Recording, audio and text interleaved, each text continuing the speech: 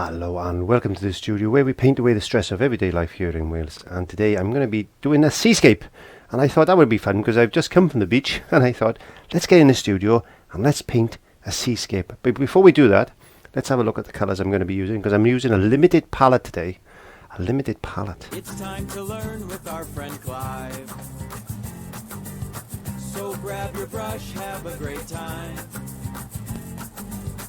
And don't forget to click subscribe. So as you can see, I'm just going to use the brushes that I've got in my cleaning station. I've got a couple of brushes soaking. I've prepared a little bit of canvas. Well, it's a piece of cardboard actually, because this is just a quick sketch painting type of thing that I wanted to do today. A bit more of a relaxing type of painting. Anyway, without further ado, I got some cerulean blue, which is a green biased. I got an ultramarine blue, which is a red biased. So it's a warmer blue than that. That one tends to be a bit cooler. This one tends to be a bit warmer. I've got a little tiny bit of yellow ochre on the palette there, which I'm going to show you why I'm going to use that in 1 second.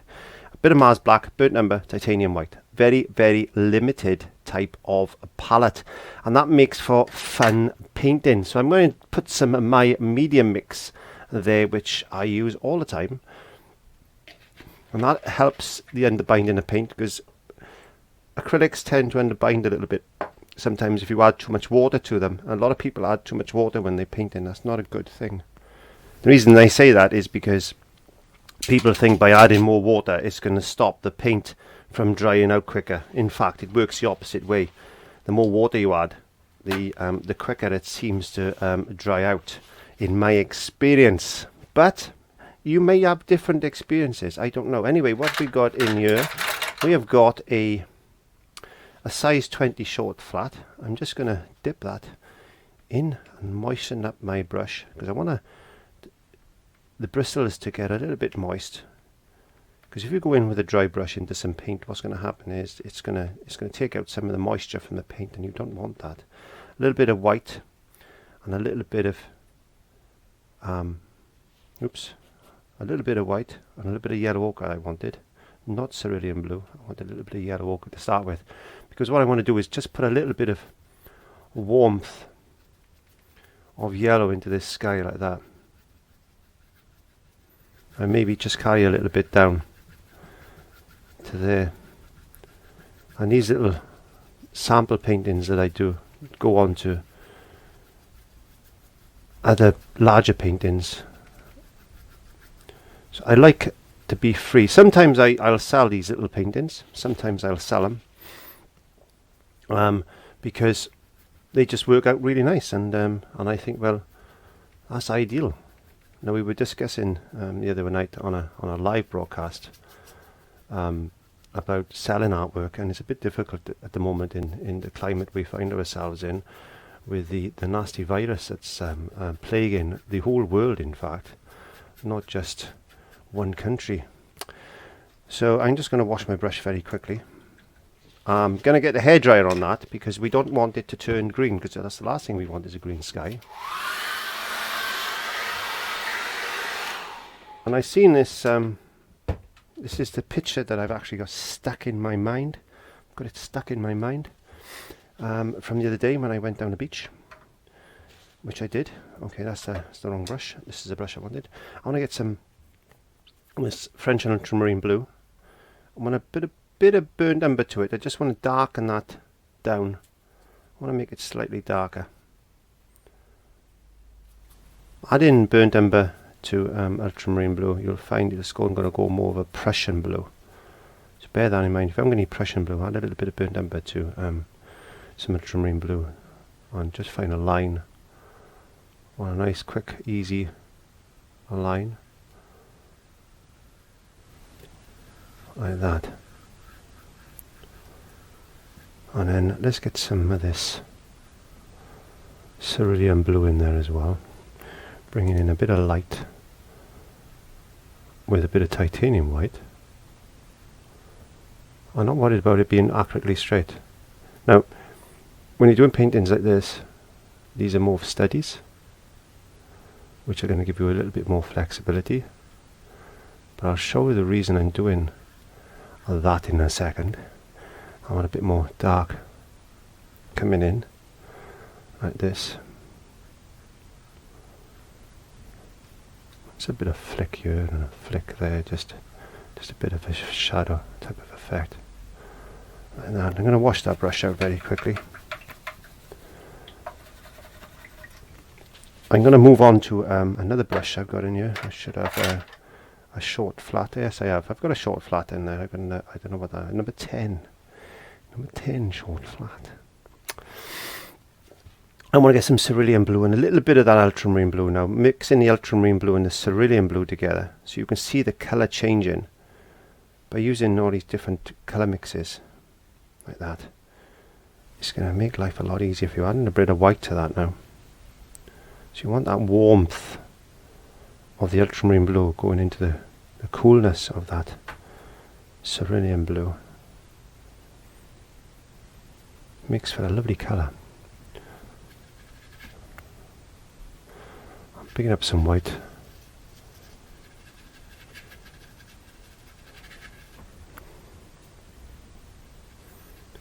I'm just going to skag in some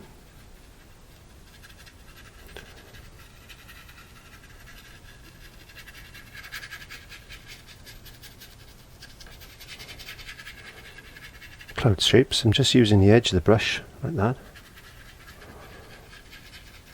What I might do is bring in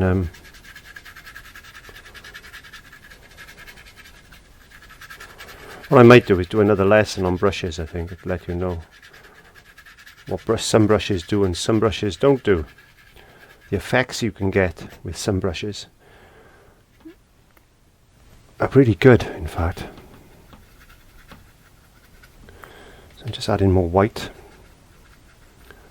to this brush.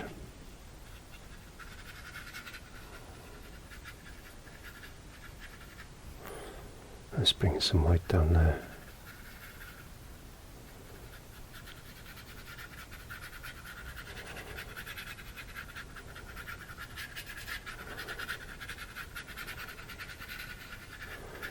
Like this. Just let the imagination run.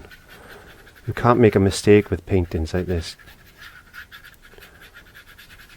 You can't. So just enjoy the process. This is what I like to do.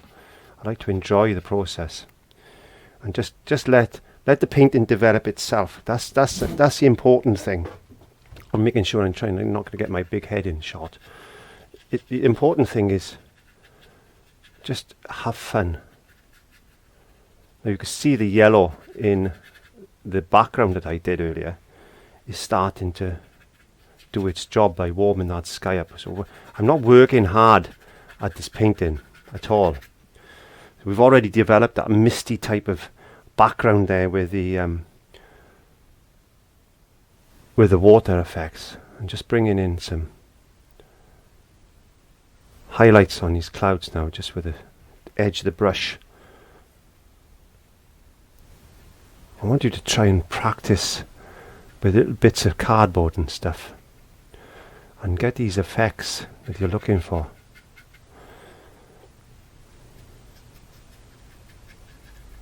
These are the type of paintings, if you do eventually get back onto craft fairs and things, that you can just knock out very, very quickly, and be surprised how many people would actually turn around and buy something like that. So a little bit of ultramarine blue, a little bit of Mars black and some burnt umber, I meant to say. Well, we'll chuck some ultramarine blue in there, why not?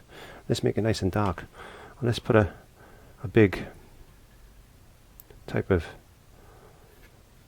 rock there like that, and bring that down. Just put a few little marks in like this.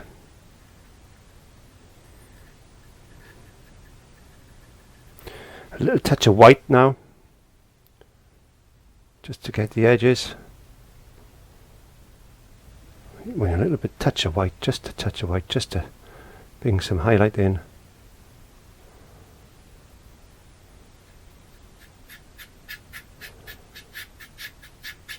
And then skag that across. You can hear the gesso. Can you hear the gesso? Can you hear the gesso on that bit of cardboard? And there we are. That's why I use gesso, because it's a lovely thing to be able to use on a painting. So we're going to bring some more rocks and things in, because where I was, there was a lot of rocks situated,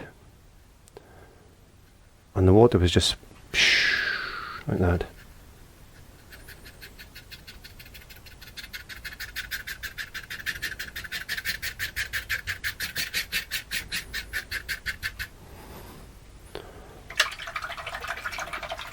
Washing the brush. Now, I'm going to dry that very quickly again with a hairdryer. One of my favourite tricks to do when I'm doing something like this is to put a wash over.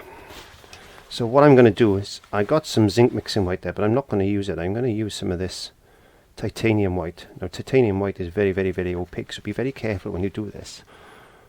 I'm just going to put some titanium white wash just over that sky like this, a little bit down onto that sea like that, and I just want to knock that, dull it back with a little bit of white, make it look as distant as I possibly can make it.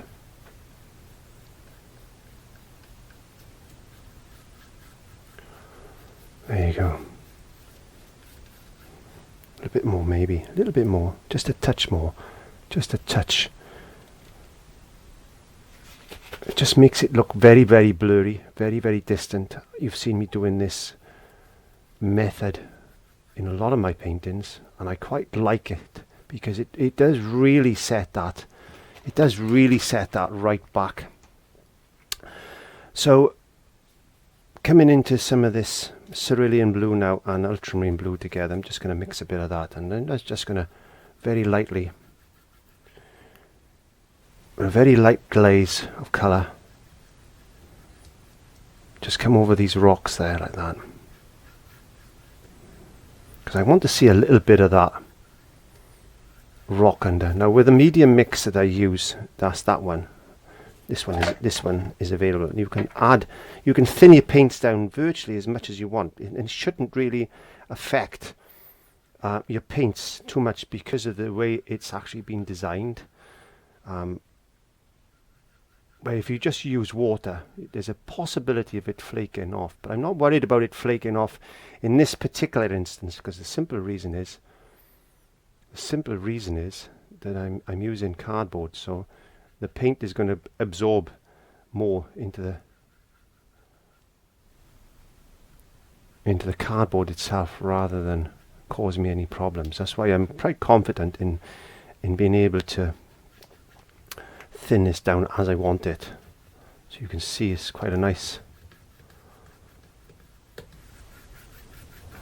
blue type of seascape that we're doing today. Let's get some ultramarine blue. Let's get some more ultramarine blue in there and just give us a bit of a... If you dry your brush like that really well, now when that's wet, you should be able to pull some light effects in just by pulling a bit of paint off like that. But you've got to be quick. It just lightens that area up a little bit. Let's just put a little bit of dark in there like that. Let's get some of this ultramarine blue now, a little bit darker here and there, just like that. Get a bit of that over there.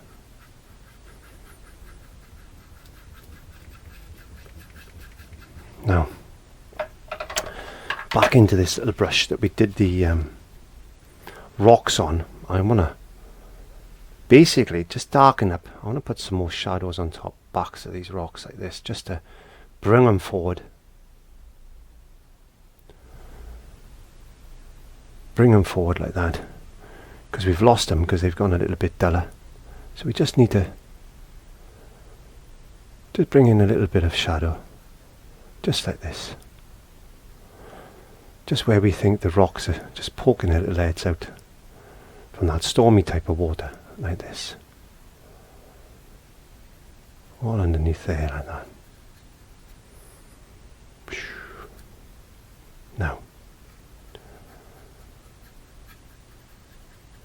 what we can do is dry that off with a hairdryer, and then we're going to have some fun.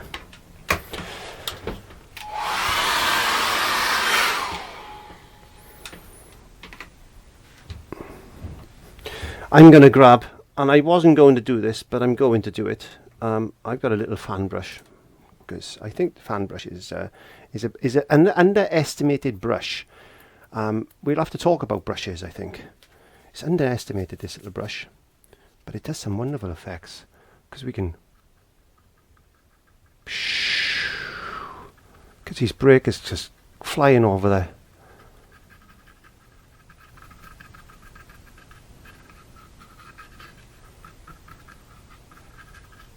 And just get these marks in like this. Don't worry about, just go for it, have fun.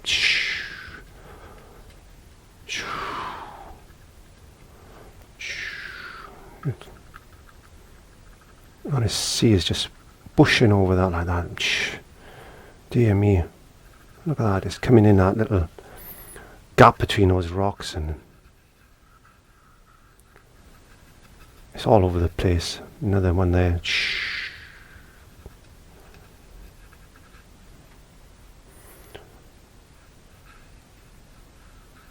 I'm just getting a few of these marks like that. Let's get rid of that brush. Let's get our long, thin, pointy brush like this. This is called a script lining brush. Because what we need to do now is just put in some little marks like that, and just put them in and let the brush do its job. It doesn't really matter. This is not an accurate type of painting. This is more of a just an impressionistic type of seascape painting that we want to try and do. Let's get a little bit of ultramarine blue and put a bit of shadow in there like this. There we go. Just some shadows. Just go for it. Don't worry about it. Don't overdo it.